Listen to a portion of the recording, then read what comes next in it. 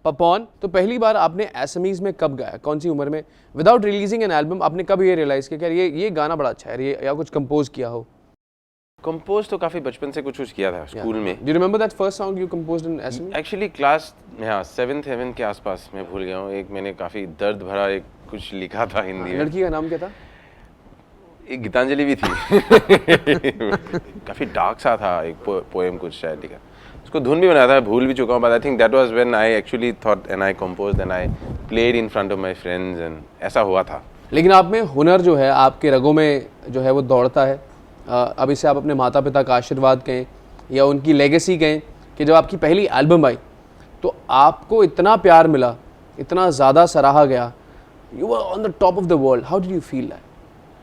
It was actually not like overnight. Okay. तो अचानक से ऐसा महसूस नहीं हुआ था। I travel a lot, तो पहाड़ों में घूमता हूँ, हिमालय में बहुत घूमता हूँ, तो वहाँ पे कहीं कहीं कुछ गाने बनते थे वादियों को देखते हुए, और मेरे गानों में अक्सर नेचर साउंड्स, नेचर की बातें, मेटाफॉर्स होते हैं। तो मैंने सोचा चलो एक एल्बम ही कर लेते हैं, मतलब इनको डाल के कंपाइलेशन करते हैं, और असम में just give it to a distribution company, just ऐसे ही। और उसमें कुछ गलत, अभी भी मुझे लगता है कुछ प्रोनाउंसिएशंस असमीज में गलत थे, जो बाद में बताया, क्योंकि मैंने किसी को दिया नहीं, मैंने ना पिताजी को दिखाया, चुपचाप, मुझे डर लगता था, तो मैंने ऐसे डाल दिया था मार्केट में। सो पहला 6 महीना वाज रियली वेरी शायद 300-400 CDs बिके थे। फिर critics started writing because my music were more introspective apparently to the music happening in Assam. ये कौन से सन की बात है? 2004। ओके। तो 6 महीने बाद critics started writing about it कि ये तो आज के ज़माने के मतलब होके इतना मतलब इंट्रोस्पेक्टिव और ऐसे गाने बना रहा है, तो अच्छी बात है। So next 6 months sold around 25,000 CDs and the next year sold like 50,000 plus. So slowly I got to know that जो मैंने चाहा था, जो स्पेस मुझे अच्छा लगता है, वो औरों को भी अच्छा लगता है। और इसको जब जाके मेरे माँ बाप तक पहुँचा बात, और मेरे पिताजी को तब पहली बार लगा कि चलो इसने कुछ भी किया हो अच्छा ही किया। उनका रिएक्शन क्या था जब उन्होंने सुना? क्योंकि जब वो इतने बड़े दिग्गज हैं, सो ऑब्वियस सी बात है कि वो एक तरफ देख रहे हैं कि बेटे ने कुछ अचीव किया, दूसरी तरफ वो गलतियाँ भी देख रहे होंगे, तो उनका पहला रिएक्शन याद है आपको? उन्होंने 1-2 शुरुआत में मुझे ही करेक्टेड मी कि ये तो ऐसे बोलना चाहिए था, काश तो मुझे दिखा देते, but then I could see कि वो बहुत खफा नहीं थे कि कुछ अजीब सा क्या कर दिया, but he was always very, he is a folk like torch bearer of folk music Assam. तो उनको ये था हमेशा कि कुछ भी म्यूजिक करो, ये मुझे बताया गया था, कुछ भी करो, कभी मुझे बताया नहीं कि ऐसा म्यूजिक, बट ऑनेस्ट म्यूजिक करो। उन्होंने बोला था कि no mathematics in music. He was a very great tabla player, he is. तो लय ताल सब मैथमेटिक्स है, लेकिन ऑनेस्टी है म्यूजिक तभी होगा, बाकी तुम कुछ भी करो। तो इतना जो आपको वो रिकग्निशन मिला, उसके बाद आपने बहुत सारे एल्बम्स निकाले, और अभी रिसेंटली आपका एक एल्बम आया है द स्टोरी सो फार। तो ये नाम कैसे आया और उस एल्बम में क्या क्या गाने हैं? ये भी एक्चुअली एल्बम बहुत पुरानी है, देखा जाए तो। ये इकट्ठा हुआ सामान है सालों का। और ये इसमें एक्चुअली वो असमीज एल्बम से भी पहले से ये है। Actually my first song I think if I remember which I completed was is in this album. और मुझे भी इतना अभी भी ठीक मतलब नहीं लगता, फिर भी मैंने सोचा कि पहला गाना मैंने लिखा और कंपोज किया है, तो इसको भी डाल देता हूँ, because that's like my first song ever, और हिंदी में था। तो पिछले 10-12 साल का जो जर्नी है मेरा पूरा, before the Assamese album which made me popular, तब से हिंदी गाने थे। सो सब एक्चुअली इकट्ठे हुए जब, तो मैंने सोचा कि चलो इसको भी एल्बम किया जाए, and I added 2 new songs recently, then I completed it. So it got released very late, but it is actually a very old album, and it's my journey. So journey so far. So I thought the story so far, it has everything from where I began to till 5 years back. Super. So tell me honestly, what is the biggest obstacle in this wonderful journey of your career till date? ऐसा कोई obstacle मुझे समझ नहीं आ रहा। शायद ये हो कि प्लेटफॉर्म की कमी है इंडिया में। अगर आप फिल्म म्यूजिक ना करें, जो इंडिपेंडेंट म्यूजिक है, थोड़ा सा टफ है। You know, money doesn't come in, which is important, because है ना, ये तो संगीत कहाँ से बनाएंगे? हाँ, और you need to buy your equipment, you need to buy make your studio, कुछ भी प्रैक्टिकल लाइफ में। मैंने बड़ी अच्छी बात पढ़ी थी कि I am an artist but I still have bills to pay यार।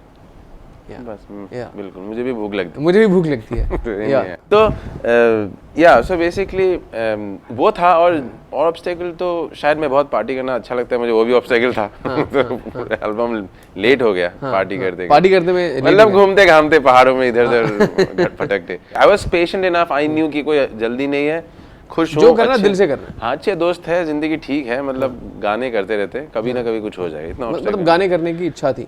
अब जो मैं बात करना चाहूँगा वो ये करना चाहूँगा कि इस संगीत की जर्नी में आपने बहुत सारे इंटरनेशनल आर्टिस्ट के साथ भी कोलैबोरेट किया, ये सब कैसे हुआ? पता नहीं कैसे हुआ। आई थिंक दिल्ली में था मैं, एंड वहाँ पे musicians used to, you know, like that was a hub in a way. और बहुत इंडिपेंडेंट म्यूजिक होता है दिल्ली में, बैंड्स है बहुत हर तरह का music. But then I think it started where there this two boys Gaurav Tapan called medieval pundits. तो हम लोग दोस्त बन गए और कुछ काम करना शुरू किया, उनका एल्बम इंटरनेशनली रिलीज हुआ। Then came in Karsh Kale, through them I met, and then we started working together, वो भी एक अच्छा लगा। और फिर मैं I used to travel shows के लिए। So musicians meet musicians, you want to do something, and you fall in love through music, and you want like कुछ तो करना है। So that way I think होता गया बस। कोई एक ऐसे आर्टिस्ट जिनके साथ आप कोलैबोरेट करना चाहेंगे? चाहा था रिसेंटली, वो तो हो गया क्या? नितिन सावनी के साथ मैं करना चाहता, और that was my latest collaboration. We just did a show. Okay. और है बहुत ऐसे है दुनिया बाहर में। अगर मैं टॉप 3 कहूँ कि यार इनके साथ तो काम करना ही करना है, मुश्किल है। I think I like to work with Peter Gabriel, I like to work with A R. Rahman, I like to work with, पता नहीं, कहना तो बहुत मुश्किल है, मतलब any there too many good musicians in the world. I just want to go and approach them and see with my through my music. मैं बताता हूँ तीसरा, कभी आपने अपने पिताजी के साथ गाया? उफ, that is a collaboration I want to do, thank you for telling me that. मैं यही पूछ रहा हूँ कि क्या कभी आपने उनको बोला कि नहीं करना है पापा, अब तो मैं थोड़ा सा बन गया हूँ, अब दुनिया मुझे पूछ रही है, बट कभी ऐसा हुआ आप दोनों ने कभी इकट्ठे गाया? हाँ, actually he came on one of my shows in Delhi. Wow. और ऐसे बैठे हुए थे तो मैंने बोला कि so everyone pushed the audience से नहीं, फिर mom dad both came on stage, and उन्होंने मेरे बैंड के साथ गाया। कौन सा गाना था वो folk music Bihu, and he is the Bihu Samrat उनको बोलते हैं आसाम के। He is the guy actually who made popular Bihu all across Assam. It's come out now. तो उन्होंने मेरे सेट में मेरा वर्जन जो इलेक्ट्रॉनिक है उसके साथ गाया, and he rocked it, and all my friends were like, यार जो भी कहले तेरा बाप क्या। वो कौन सा गाना था, अगर आप 2 लाइनें हमें अगर गा के सुना सकें, अगर आपको याद हो तो? General Bihu, can I just Bihu goes like this. Kekuli tunupa kota dona soni nasi bohomon. Kekuli tunupa kota dona soni nasi bohomon. Hoibo ololu hoibo tololu hoibo sopai na hor. Kuli obai pinuta nai sauta nai dekuta nai risipo sipo he khao dikha nekha dikha kiko bapeke khao dikha nekha dikha kiko bapeke sa. So it's like funky, dancey. Well, what does this mean? It means Bihu is mostly about, Assam is an agricultural state, so and this festival Bihu is also about agriculture. It's talking about nature, agriculture. So this is a story. Spring, yeah. Springtime is mostly talking about love also, because you know spring is that time when actually everything is blooming, and boys and girls, everyone's blooming. So yeah, it's like that. It's basically fun song. आपने आज इतना कुछ achieve किया है, मगर जो house hold जो आज नाम पापॉन बना है वो लेटेस्ट बॉलीवुड गाने जिए क्यों, उसकी वजह से, ये कैसे हुआ? गाना बहुत अच्छा था। I should give it to Pritam for sure कि he had given me a very good song. और बॉलीवुड में है, टीवी में हर बार ही आता है, लोगों को पता लगा कि अच्छा ये बंदा ऐसा आवाज़ है, शायद इसलिए बना। आपके जहन में था कि मुझे बॉलीवुड गाना ही है? ऐसा कुछ नहीं था कि बॉलीवुड गाना ही है, but I knew that Bollywood also, since when I started singing, I took it very late professionally. तो I could relate to what's happening around. I mean बहुत अच्छा लगता था, because Bollywood में इतने different styles है, Bollywood करके एक genre तो नहीं है। तो मुझे था कि कोई अच्छा बॉलीवुड का गाना मिले, अच्छा लगेगा। And this happened, and I was not sure जब मैं गा रहा था कि मैंने प्रीतम को बोला कि you think like ये मेरा high pitch है, ये है, कैसा होगा? He said, तू गा ले तो देखते हैं. And while singing the song, I started realizing that I have fallen in love with the song. Slowly while I'm recording it. And it starts growing, this song. Right. So, and the movie came out, the promo came out, the song came out, and people fell in love with the song. And it's such a beautiful song, the way it's been written, the way it's been sung. So, you have the guitar. On the show, they say, have guitar. Guitar रख देना ज़रूरी है मुझे लग रहा है कहीं अभी. No, I would really love. Why I'm saying is it's one of my favorite songs. I know, but I don't cool. play. Doesn't matter. Firstly and secondly, मैं अपने गाने ही शो में कभी गलत गा लेता हूँ, शब्द वर्ब सब कुछ. मैं हमेशा आप ही कहते हैं दिल से होना चाहिए और मैं तो ये कहता दिल से करता हूँ लेकिन. और मैं ये मानता हूँ कि imperfection is beautiful. Thank you so much. जो मेरी यादें हैं इस गाने के साथ वो बहुत डिफरेंट है. मैं नहीं जानता कि आपकी क्या यादें हैं. मैं ये भी नहीं जानता कि जो दर्शक देख रहे हैं उनकी क्या यादें हैं. बट मुझे इतना ज़रूर मालूम है कि अगर आप गाएंगे तो वो यादें जो हैं वो ताज़ा हो जाएंगी. आए हो आओगे न फोन पे बुलाओगे न शाम की करारी चाय लोगों से चुराओगे. न आए हो न आओगे न दुनिया सताओगे ला ला ला सिराने से रिमोट को छुपाओगे. गए तुम गए हो क्यों राम बाकी है. गए तुम गए हो क्यों बात बाकी है. गए तुम गए हम थम गए हर बात बाकी है. गए क्यों तो जिए क्यों. देखिए उसी में मैंने 2 लाइन तो गलत गा ली. anyway. जाने वाले तो चले गए, आप कहीं मत जाइएगा क्योंकि ब्रेक के बाद बहुत सारा संगीत बाकी है पपॉन के साथ. Only on New This Week at ArtistAloud.com. Online like ArtistAloud, Yeah. which is so big that Yeah. now people are actually actually logging on Yeah. to check music out. हाँ. पहले तो दुनिया जहान में आपका जो है वो संगीत पहुंच रहा है, हमारी बातचीत पहुंच रही है. exactly, and it's about and all around independent musicians Yeah. and music. This Right, whole right. platform is.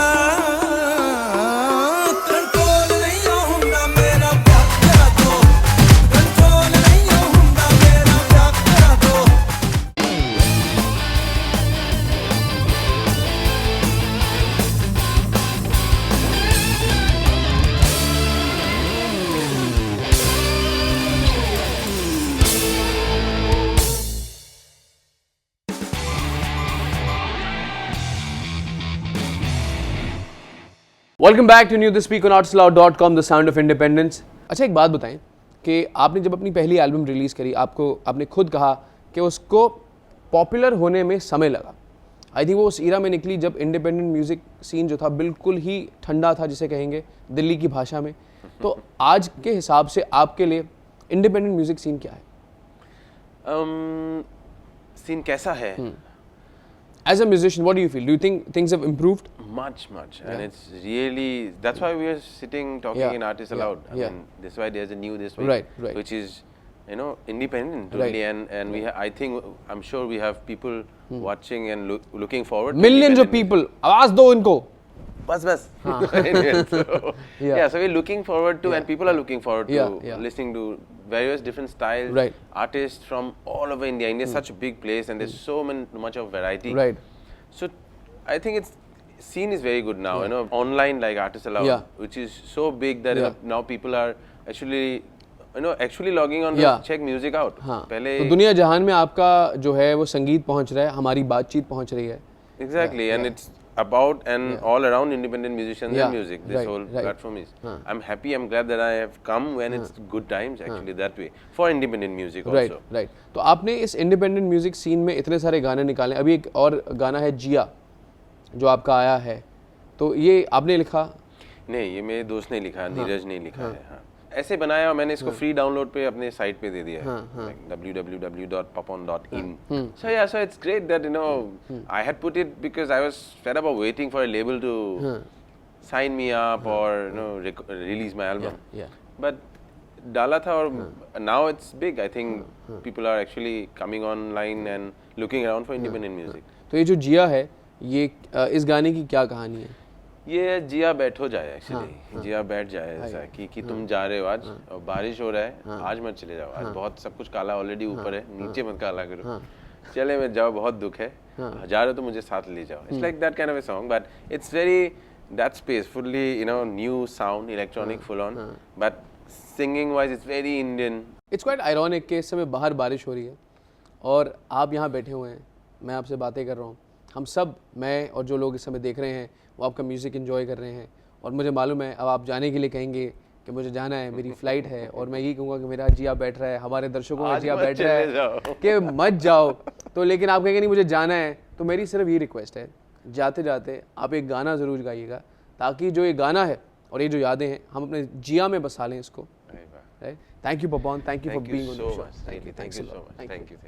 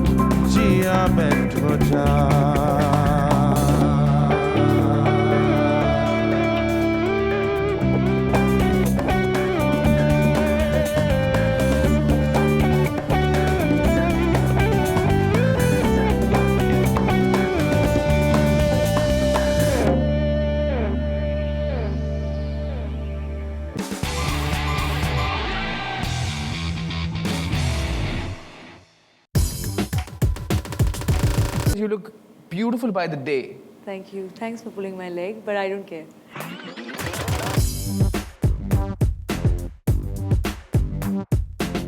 Within a short span of time, she's become the darling of the industry, having performed with the best of the best. Then I realized that abhi show hai. I'm not even prepared. Yeah. And I was just writing a song. छुप छुप के बातें, छोटी छोटी बातें, राज की ये बातें. Hi.